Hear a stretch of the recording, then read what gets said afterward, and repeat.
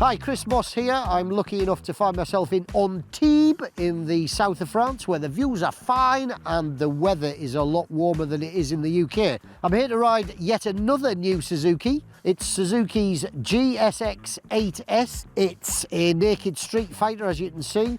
It weighs 202 kilos. It has got the same 776cc parallel twin engine with a 270-degree crank as the V-Strom 800.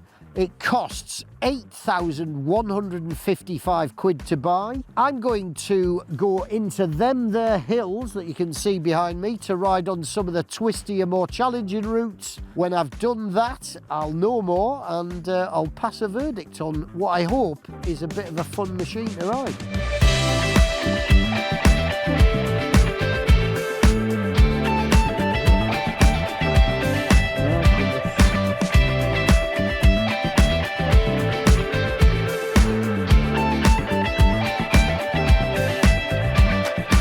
Right, it's a clear case of another month, another new Suzuki and another very positive verdict. Where to start with this fine machine? I think it's its attitude. This is a really fun, non-serious bike with sporting intention, but there's a lot more to it than that. It's pretty versatile. We started out in town amongst chock-a-block traffic, but it felt nicely balanced, didn't get flustered, and neither did I. Eventually we got out into the hills above Antibes, some really good challenging roads where the speeds were raised quite considerably, and it managed just as well. The engine is the bit I'd like to start with. It really is a bit special, this thing. Its pulling power is just really quite impressive. It's a remarkable thing. When the wheels are turning, when you're above sort of 15, 20 miles an hour, fourth gear is all you need to drop down to. It still pulls pretty damn strongly, pretty damn seriously, and certainly very cleanly. And then rev it beyond there, short shift, get into sixth, and it'll pull some pretty impressive pace. It runs out of puff a little bit towards the top, doesn't matter. Yeah, it's got sporting potential, but the best thing is, even when you're using it hard, it doesn't scare or intimidate. Where we were today, if you're on a litre sports bike with sort of double the power that this has got or more, this makes about 83 horsepower, you'd start getting yourself into serious trouble.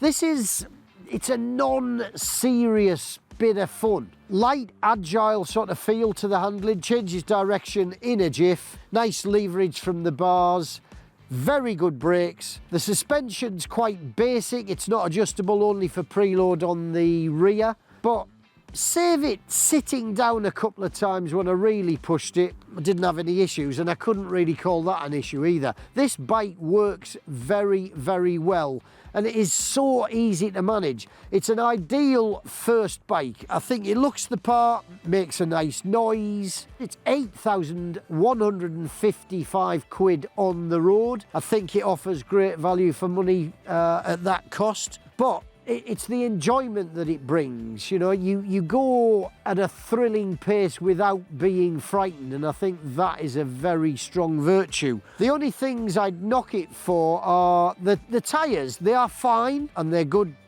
for most purposes, but if you want to get the absolute best out of the bike, you might need something a bit more up to date. This has got Dunlop Road Smart 2s on it. They're Japanese OE spec. They are fine. I didn't have any moments on them, but they just lack a bit of communication on the edge. If you want to have grip confirmed and messages sent to you that the thing's biting in and working, then you need something a bit more modern. Would be better with a rear hugger, and I wouldn't mind it ambient temperature gauge as well. But look, I'm not moaning about much here, which I think is a reflection on just how much I enjoyed this bike and how good I think it is. As I say, another month, another new Suzuki, and another very happy Chris Moss. Thanks very much.